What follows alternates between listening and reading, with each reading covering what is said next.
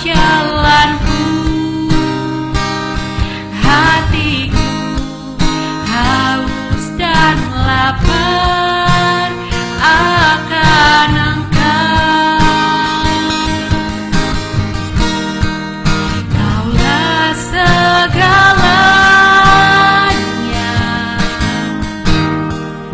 di dalam hidup, kerajaanmu, kebenaranmu, itu bagianku. Kaulah yang kupandang selama hidupku, mengasihimu, memuliakanmu, Bapa dan Rajaku.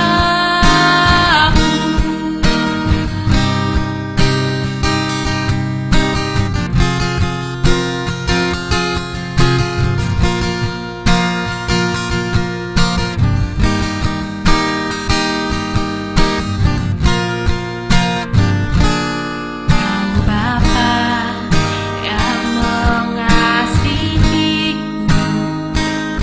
kuasa-Mu memulihkanku, hati yang baru Kau berikan untukku dapat melihat rencana-Mu indah bagiku. Kau ada di setiap jalanku, hatiku haus dan lapar akan Engkau. Kaulah segalanya di dalam hidup, kerajaanmu, kebenaranmu, itu bagianku. Kaulah yang kupandang selama hidupku,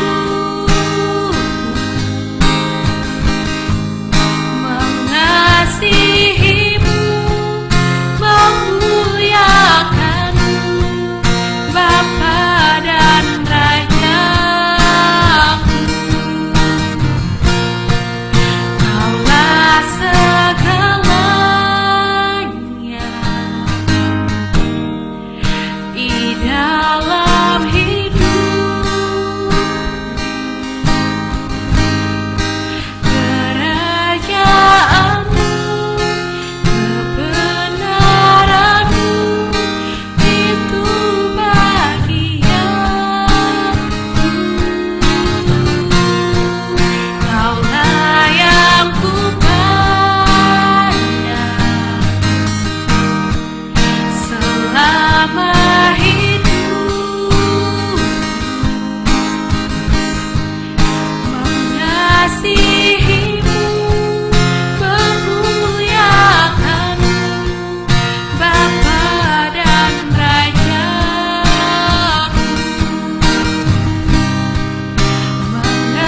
Mengasihimu, memuliakanmu, Bapa dan Rajaku.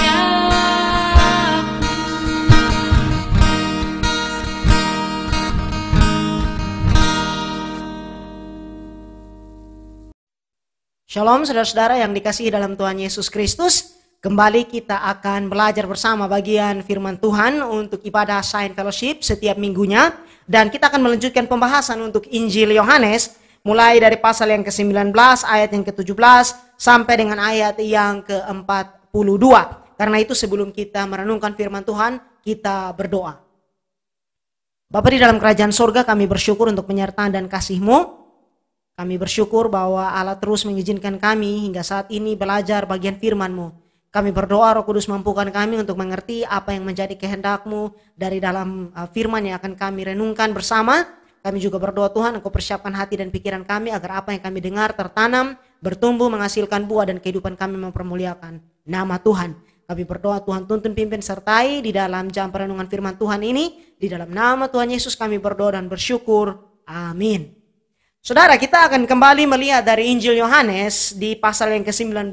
Kita sudah melihat beberapa bagian kemarin mengenai di mana Tuhan Yesus diperhadapkan di berbagai persidangan, mulai dari persidangan di depan para imam dan kemudian ke Pilatus, dan sekarang kita akan melihat di mana kejadian setelah Pilatus menjatuhkan hukuman mati atas Yesus. Nah, di ayat yang ke-17 hingga ayat yang ke-42 ini kita akan lihat bagian yang menarik, sebab bagian ini diringkas dalam kata-kata di dalam pengakuan iman rasuli mengenai Tuhan Yesus. Dikatakan bahwa dia disalibkan, mati, dan dikuburkan. Nah, ini tiga hal yang akan kita lihat pada saat ini. Dan ketiga peristiwa ini yang dijelaskan di dalam Yohanes pasal yang ke-19 ayat 17 hingga ayat yang ke-42 ini adalah peristiwa-peristiwa yang hendaknya kita pahami tidak saja dari sudut pandang sejarah bahwa kejadian-kejadian ini benar-benar terjadi, tetapi juga dari sudut pandang doktrinal atau pengajaran akan iman Kristen.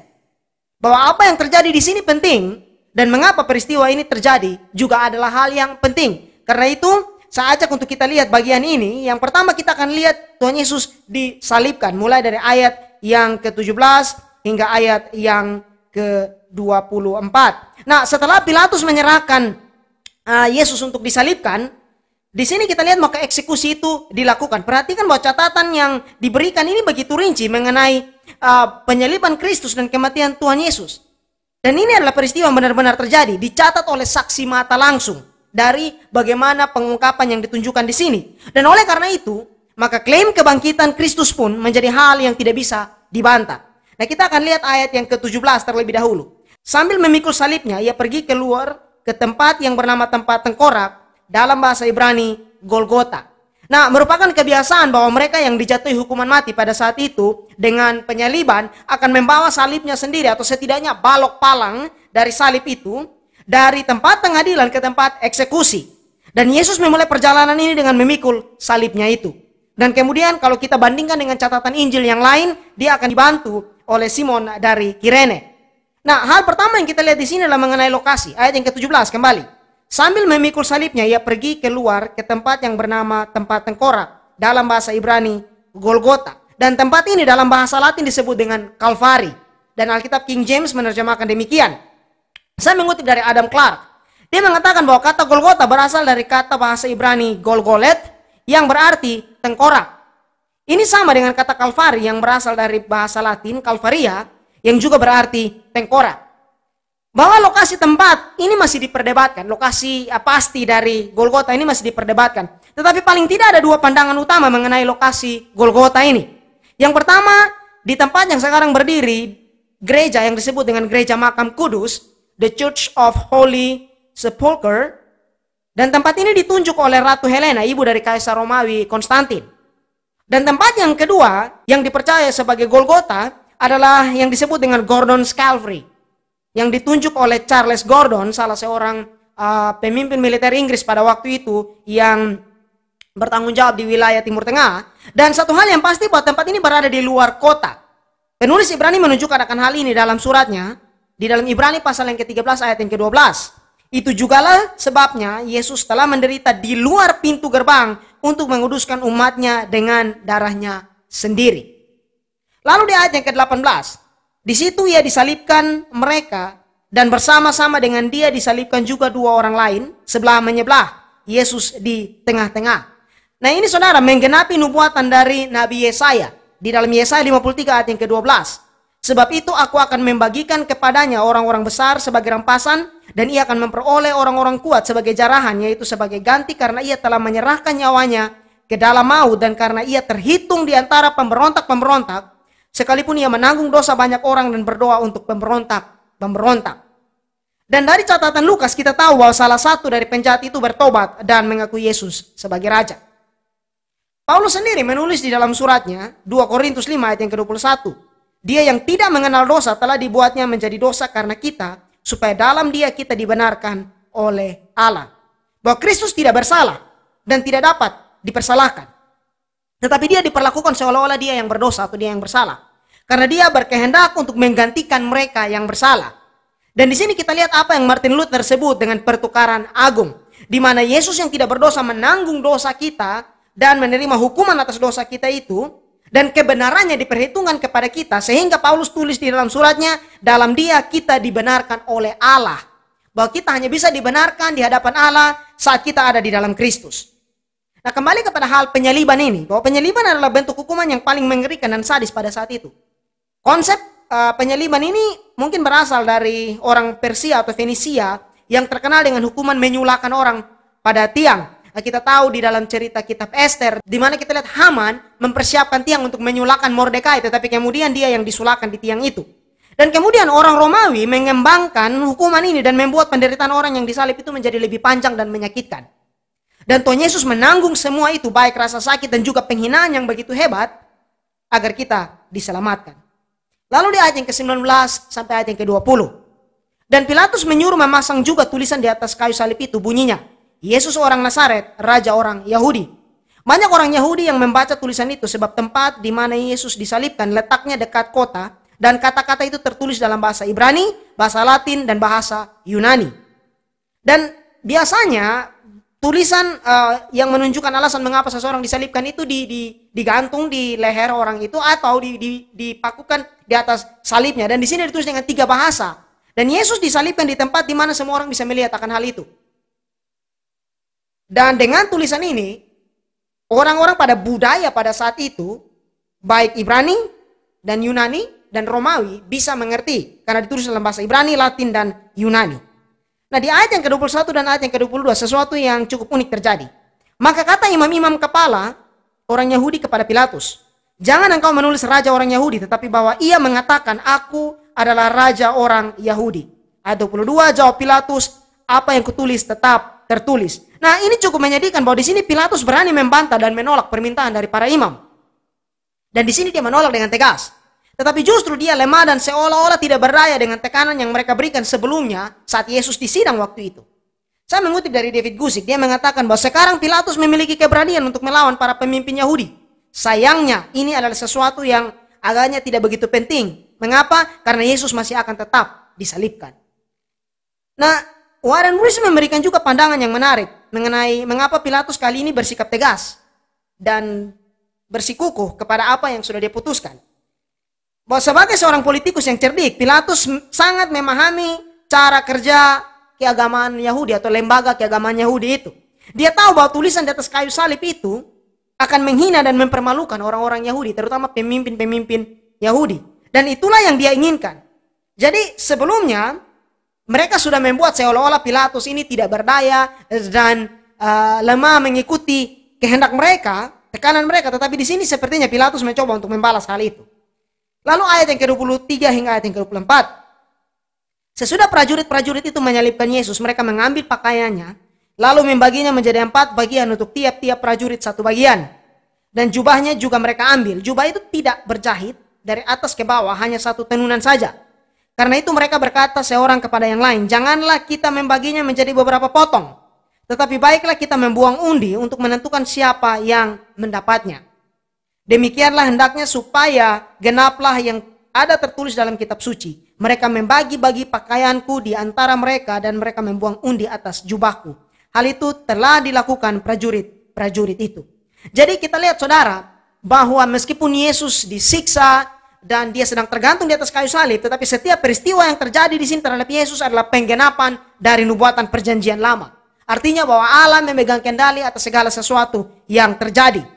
Bahwa Yesus dengan sempurna menggenapi semua itu. Ini menunjukkan bahwa rencana dan ketetapan Allah tidak pernah gagal. Dan selalu tergenapi, bahkan dalam situasi atau keadaan yang begitu sukar dan mengerikan. Yesus menuruni tangga kemuliaan untuk memberikan keselamatan bagi kita. Bahwa dia benar-benar memberikan segala-galanya. Bahkan di sini pakaiannya. Dia menjadi sangat miskin bagi kita. Supaya kita yang percaya menjadi kaya di dalam iman, di dalam dia.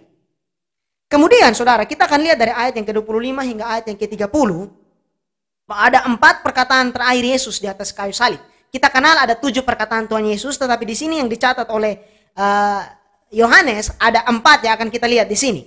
Ayat 25 hingga ayat yang ke-30. Dan dekat salib Yesus berdiri ibunya dan saudara ibunya, Maria, istri Klopas, dan Maria Magdalena. Ketika Yesus melihat ibunya dan murid yang dikasihinya di sampingnya, berkatalah ia kepada ibunya, "Ibu, inilah anakmu." Kemudian katanya kepada muridnya, "Inilah ibumu." Dan sejak saat itu murid itu menerima dia di dalam rumahnya. Sesudah itu karena Yesus tahu bahwa segala sesuatu telah selesai, berkatalah ia supaya genaplah yang ada tertulis dalam kitab suci, "Aku haus." Di situ ada suatu bekas penuh anggur asam, maka mereka mencucukkan bunga karang yang telah dicelupkan dalam anggur asam pada sebatang hisop lalu mengunjukkannya ke mulut Yesus. Sesudah Yesus meminum anggur asam itu berkatalah ia, "Sudah selesai." Lalu ia menundukkan kepalanya dan menyerahkan nyawanya. Di sini saudara, Tuhan Yesus menunjukkan sikap yang mulia dari seorang anak kepada orang tuanya. Bahwa Tuhan Yesus tidak hanya peduli kepada orang lain yang dia layani selama dia melakukan pelayanannya, tetapi juga dia peduli terhadap keluarganya. Di sini saudara dikatakan di ayat yang ke-25, dan dekat salib Yesus berdiri ibunya dan saudara ibunya, Maria, istri Klopas, dan Maria Magdalena. Menarik bahwa ini adalah satu sikap yang berani, di mana mereka sedang berada di tengah-tengah orang yang menghujat dan menuntut supaya Yesus disalibkan, dan juga ada prajurit Roma yang berjaga-jaga di sana. Ingat saudara bahwa tuduhan atas penyaliban Tuhan Yesus ini adalah Yesus orang Nazaret, raja orang Yahudi, yang tulisan itu ditaruh di atas salibnya, sehingga ini sebenarnya cukup beresiko, tetapi orang-orang yang ada di dekat salib ini, yang setia dengan Kristus sampai kepada dia disalibkan ini adalah orang-orang yang berani. Nah, perhatikan saudara di ayat yang ke-26. Ketika Yesus melihat ibunya dan murid yang dikasihinya di sampingnya, berkatalah ia kepada ibunya, "Ibu, inilah anakmu." Pertanyaannya, siapakah murid yang dikasihinya ini? Tentu Yohanes. Bahwa di dalam Injilnya ini, Yohanes menyebut dirinya sebagai murid yang dikasihi beberapa kali. Yohanes 13 ayat 23, pasal 20 ayat 2, pasal 21 ayat 7, dan ayat yang ke-20. Nah, mengapa Tuhan Yesus tidak meminta saudara-saudaranya, Yakobus, Yusuf, Simon, dan Yudas? Nama-nama saudaranya ini dicatat di dalam Matius 13 ayat 55. Mengapa dia tidak meminta mereka untuk menjaga dan merawat ibu mereka? Mungkin karena mereka sendiri tidak percaya kepada Kristus sampai setelah dia bangkit. Yohanes 7 ayat yang ke-5. Dan Yohanes adalah murid yang dikasihi oleh Tuhan Yesus. Dia tahu bahwa Yohanes akan mengasihi dan merawat ibunya. Itulah sebabnya Tuhan berkata kepada Yohanes demikian. Nah, Yesus meyakinkan dan menunjukkan kepada Maria akan kasihnya. Dan dia menunjuk murid yang dikasihinya yang bersandar padanya saat perjamuan malam untuk menjadi anak angkat Maria dan untuk merawatnya. Bahwa bahkan ketika Yesus sedang melakukan karya penebusan yang besar itu, dia tetap setia pada tanggung jawabnya sebagai seorang anak bagi ibunya. Perhatikan bahwa apa yang dirasakan oleh Maria pada saat itu. Kita bisa membayangkan apa yang dirasakan oleh Maria saat itu, saat dia melihat Yesus tergantung di atas kayu salib. Tentu hatinya hancur dan bersedih dengan luar biasa. Dan ini juga lah yang dinubuatkan oleh Simeon saat mereka membawa bayi Yesus untuk disunat. Lukas 2 ayat yang ke-35. Dan suatu pedang akan menembus jiwamu sendiri supaya menjadi nyata pikiran hati banyak orang. Lalu di ayat yang ke-27, kemudian katanya kepada muridnya, "Inilah ibumu." Dan sejak saat itu murid itu menerima dia di dalam rumahnya. Jadi dengan ini Tuhan Yesus menugaskan Yohanes untuk merawat Maria seperti ibunya sendiri. Dan saya percaya bahwa adalah satu kehormatan besar bagi Yohanes untuk mengisi tempat Tuhannya dalam kehidupan dari Maria. Di ayat yang ke-28, sesudah itu karena Yesus tahu bahwa segala sesuatu telah selesai, berkatalah ia, supaya genaplah yang ada tertulis dalam kitab suci, "Aku haus." Bagian kitab suci mana yang digenapi di sini? Mazmur 69 ayat yang ke-22. Bahkan mereka memberi aku makan racun, dan pada waktu aku haus mereka memberi aku minum anggur asam. Kembali bahwa setiap hal yang terjadi di sini atas Kristus merupakan penggenapan yang sempurna dari nubuatan perjanjian lama. Apa yang mereka lakukan saat Yesus berkata, "Aku haus" ini? Ayat yang ke-29. Di situ ada suatu berkas penuh anggur asam, maka mereka mencucukkan bunga karang yang telah dicelupkan dalam anggur asam pada sebatang hisop, lalu mengunjukkannya ke mulut Yesus. Nah, mengapa Tuhan Yesus mengatakan bahwa aku haus di sini? Saat seseorang disalibkan, dia mengalami dehidrasi yang hebat. Dan Tuhan Yesus setelah meminum anggur asam ini, ada hal yang sangat penting yang akan dia ucapkan, yaitu sudah selesai. Kita akan lihat hal ini lebih jauh. Nah, dalam Markus pasal 15 ayat yang ke-23, mereka memberi Yesus minum anggur bercampur mur, tetapi dia menolak minuman itu. Karena minuman itu seperti campuran untuk mengurangi rasa sakit dan bahkan bisa mengurangi kesadaran seseorang. Itulah sebabnya Yesus menolak, dan dia sadar bahwa dia harus tetap terjaga, dia harus tetap sadar hingga menuntaskan karya penebusan ini. Dia menjadi haus agar kita yang percaya kepadanya dipuaskan oleh kasih karunia Allah, dan agar dalam hati kita terpancar aliran-aliran air hidup, yaitu roh yang akan kita terima. Yohanes 7 ayat 38 hingga ayat yang ke-39, Yesus menjanjikan hal itu. Lalu di ayat yang ke-30, sesudah Yesus meminum anggur asam itu, berkatalah ia, sudah selesai. Lalu ia menundukkan kepalanya dan menyerahkan nyawanya. Perhatikan saudara bahwa ini adalah perkataan dari Tuhan Yesus yang luar biasa. Bahwa dengan ini dia menyatakan bahwa karya penebusan itu sudah selesai, sudah tuntas. Dalam bahasa Yunani dikatakan tetelestai. Bahasa Inggris menerjemahkan it has been finished. Sudah selesai, lengkap. Nah, perkataan ini atau istilah ini, tetelestai ini, juga dipakai untuk menyatakan bahwa sesuatu itu sudah dibayar lunas dalam sebuah transaksi. Ingat bahwa kita berhutang dosa karena kita telah melanggar ketetapan dan ketentuan yang Allah berikan. Dan kita memberontak terhadap Allah. Hutang dosa ini ditanggungkan kepada Yesus, dan Yesus membayar lunas dengan penebusannya. Dengan mengatakan sudah selesai, Tuhan Yesus menunjukkan dan menyatakan bahwa pekerjaan penebusan yang diberikan kepada Bapa sudah diselesaikan. Dosa sudah ditebus, Ibrani 9 ayat 12 dan pasal 10 ayat 12. Iblis telah dikalahkan, Ibrani 2 ayat 14, 1 Petrus 1 ayat 18 hingga 20, dan 1 Yohanes 3 ayat 8. Dan setiap tuntutan dari hukum Taurat sudah dipenuhi. Murka Allah atas dosa dipuaskan dan nubuatan-nubuatan digenapi. Dan sebagai orang percaya, kita menikmati berkat yang luar biasa dari penebusan Kristus ini. Bahwa dosa kita dihapuskan, kita merdeka dari perbudakan dosa, dan kita menjadi hamba-hamba kebenaran. Hidup di dalam kebenaran dan untuk melakukan hal yang benar. Roma 6 ayat yang ke-22. Pertanyaan besar bagi kita saat ini sebagai penerapannya adalah apa yang kita lakukan dengan kemerdekaan dari dosa yang sudah Yesus berikan dan kerjakan bagi kita. Paulus menulis di dalam Roma 6 ayat yang ke-22 demikian. Tetapi sekarang kamu telah dimerdekakan dari dosa, dan setelah kamu menjadi hamba Allah, kamu beroleh buah yang membawa kamu kepada pengudusan, dan sebagai kesudahannya ialah hidup yang kekal. Nah, kita sadar bahwa Yesus telah menyelesaikan karya penebusan di atas kayu salib ini. Dan kita bisa dengan yakin bersandar kepada pekerjaan yang sudah dia selesaikan itu. Bahwa kita tidak harusnya berpikir bahwa kita berupaya dengan usaha kita sendiri untuk bisa selamat. Sebab itu adalah hal yang mustahil. Artinya bahwa keselamatan hanya di dalam Kristus. Percaya kepada Dia. Kita menerima kasih karunia yang Allah berikan dengan iman. Dan dengan selesainya pekerjaan penebusan yang Kristus kerjakan, ini menunjukkan kepada kita bahwa sebagai orang percaya ada tanggung jawab yang Allah berikan kepada kita. Bahwa saat kita menerima keselamatan itu, kita bukannya duduk dan melipat tangan dan tidak melakukan apa-apa. Sebaliknya, kita sadar bahwa Yesus menebus kita, dan di sini membawa kita untuk semakin giat melakukan hal yang Tuhan panggil untuk kita lakukan. Setia melayani Dia dan hidup untuk menjadi kesaksian yang memuliakan nama Tuhan. Nah, di sini dikatakan kemudian bahwa lalu ia menundukkan kepalanya dan menyerahkan nyawanya. Kita lihat bahwa Yesus menyerahkan nyawanya, bukan diambil nyawanya.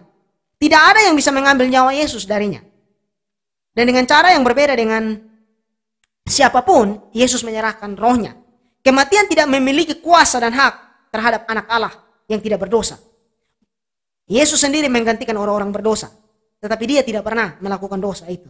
Di sini Yesus menggenapi perkataannya sendiri di dalam Yohanes pasal yang ke-10 ayat 17 dan 18. Bapa mengasihi aku oleh karena aku memberikan nyawaku untuk menerimanya kembali. Tidak seorang pun mengambilnya daripada aku, melainkan aku memberikannya menurut kehendakku sendiri. Aku berkuasa memberikannya dan berkuasa mengambilnya kembali. Inilah tugas yang kuterima dari Bapakku. Bahwa Yesus menyerahkan nyawanya. Agustinus dari Hippo menulis bahwa dia menyerahkan hidupnya atau nyawanya karena dia menghendakinya. Dengan waktu yang dia kehendaki dan dengan cara yang dia kehendaki. Ini juga menunjukkan bahwa meskipun di atas salib, Yesus tetap Allah yang berdaulat dan berkuasa. Lalu di ayat yang ke-31 hingga ayat yang ke-42, kita lihat terlebih dahulu ayat yang ke-31. Karena hari itu hari persiapan dan supaya pada hari Sabat mayat-mayat itu tidak tinggal tergantung pada kayu salib, sebab Sabat itu adalah hari yang besar, maka datanglah orang-orang Yahudi kepada Pilatus dan meminta kepadanya supaya kaki orang-orang itu dipatahkan dan mayat-mayatnya diturunkan. Lihat bahwa kematian Tuhan Yesus terjadi pada hari yang istimewa. Dikatakan bahwa Sabat itu adalah hari yang besar. Dan di sini di ayat yang ke-32 hingga ayat yang ke-37 dicatat demikian. Maka datanglah prajurit-prajurit lalu mematahkan kaki orang yang pertama dan kaki orang yang lain yang disalibkan bersama-sama dengan Yesus. Tetapi ketika mereka sampai kepada Yesus dan melihat bahwa ia telah mati, mereka tidak mematahkan kakinya. Tetapi seorang dari antara prajurit itu menikam lambungnya dengan tombak. Dan segera mengalir keluar darah dan air. Dan orang yang melihat hal itu sendiri memberikan kesaksian ini dan kesaksiannya benar. Dan ia tahu bahwa ia mengatakan kebenaran supaya kamu juga percaya. Di sini Yohanes merujuk kepada dirinya. Sebab hal itu terjadi supaya genaplah yang tertulis dalam kitab suci. Tidak ada tulangnya yang akan dipatahkan dan ada pula nas yang mengatakan mereka akan memandang kepada dia yang mereka tikam. Kembali saudara, bahwa penggenapan nubuatan mengenai Mesias Yesus genapi dengan sempurna bahkan dalam kematiannya. Sebuah fakta yang menarik membuktikan bahwa Yesus benar-benar mati di atas kayu salib adalah hal ini. Dikatakan bahwa seorang dari antara prajurit itu menikam lambungnya dengan tombak dan segera mengalir keluar darah dan air. Saya mencoba untuk mencari hal ini lebih jauh, melihat hal ini lebih jauh dan menemukan sesuatu yang menarik bahwa dalam dunia medis hal ini dikenal dengan istilah efusi perikardial, yaitu kondisi ketika selaput pembungkus jantung atau perikardium itu mengalami penumpukan cairan. Dan kondisi ini biasanya terjadi akibat cedera di bagian dada dan jantung. Dan pada kasus Yesus, dia mengalami penyaliban itu, bahkan sebelum itu dia disiksa dengan luar biasa. Dan ini adalah kondisi medis yang tidak bisa direkayasa atau diatur. Sehingga tuduhan bahwa Yesus tidak mati di atas kayu salib gugur dengan fakta ini. Lalu di ayat yang ke-38 hingga ayat yang ke-39. Sesudah itu Yusuf dari Arimatea, ia murid Yesus, tetapi sembunyi-sembunyi karena takut kepada orang-orang Yahudi, meminta kepada Pilatus supaya ia diperbolehkan menurunkan mayat Yesus. Dan Pilatus meluluskan permintaannya itu. Lalu datanglah ia dan menurunkan mayat itu. Juga Nikodemus datang ke situ. Dialah yang mula-mula datang pada waktu malam kepada Yesus. Ia membawa campuran minyak mur dengan minyak gaharu kira-kira 50 kati beratnya. Dan perhatikan saudara bahwa dua orang ini adalah anggota majelis Sanhedrin atau pemimpin agama pada saat itu, majelis agama pada saat itu. Dan sini apa yang mereka lakukan? Ayat 40 hingga ayat yang ke-42. Mereka mengambil mayat Yesus, mengapaninya dengan kain lenan dan membubuhinya dengan rempah-rempah menurut adat orang Yahudi bila menguburkan mayat. Dekat tempat di mana Yesus disalibkan ada suatu taman, dan dalam taman itu ada suatu kubur baru yang di dalamnya belum pernah dimakamkan seseorang. Karena hari itu hari persiapan orang Yahudi, sedang kubur itu tidak jauh letaknya, maka mereka meletakkan mayat Yesus ke situ. Matius mencatat bahwa kubur ini adalah milik Yusuf Arimatea ini. Dan ini kubur yang baru dia gali. Nah, ada yang mungkin menilai bahwa Yusuf Arimatea dan Nikodemus ini terlambat dalam menunjukkan kesaksian, pelayanan, dan kasihnya terhadap Tuhan kita. Tetapi jika kita melihat kembali catatan Alkitab mengenai mereka, maka ada pelajaran penting yang bisa kita lihat di sana. Kita bisa melihat bahwa Yusuf ini adalah seseorang anggota terkemuka dari majelis agama Yahudi, Markus 15 ayat 43, seorang yang baik dan benar, yang tidak menyetujui apa yang majelis agama itu lakukan kepada Yesus, Lukas 23 ayat 50-51. Dia seorang dari orang Yahudi yang menantikan kerajaan Allah, Markus 15 ayat 43. Dan dia juga adalah seorang murid Yesus Kristus, Yohanes 19 ayat 38. Dialah yang meminta kepada Pilatus jenazah Yesus ini. Dan bersama dengan Nikodemus temannya, mereka memberikan penguburan yang layak kepada Yesus Kristus. Dan Nikodemus sendiri kita tahu bahwa sebagai orang yang datang langsung dan mendengar penjelasan dari Yesus tentang kasih Allah yang digenapi oleh penebusannya. Dan kita menemukan Nikodemus ini dalam pasal yang paling terkenal dalam Alkitab, Yohanes pasal yang ketiga. Kematian Yesus adalah peristiwa yang penting bagi iman Kristen. Dan kematian Kristus menjadi jalan pendamaian antara Allah dan manusia. Paulus mencatat dalam Kolose pasal 1 ayat yang ke-20 demikian. Dan oleh dialah ia memperdamaikan segala sesuatu dengan dirinya, baik yang ada di bumi maupun yang ada di sorga, sesudah ia mengadakan pendamaian oleh darah salib Kristus. Lebih lanjut Paulus katakan di dalam 1 Korintus 15 ayat 1 hingga ayat yang ke-4 dan ayat yang ke-17 hingga ayat yang ke-20. Sebab yang sangat penting telah kusampaikan kepadamu, yaitu apa yang telah kuterima sendiri, ialah bahwa Kristus telah mati karena dosa-dosa kita sesuai dengan kitab suci. Bahwa ia telah dikuburkan dan bahwa ia telah dibangkitkan pada hari yang ketiga sesuai dengan kitab suci. Ayat yang ke-16, sebab jika benar orang mati tidak dibangkitkan, maka Kristus juga tidak dibangkitkan.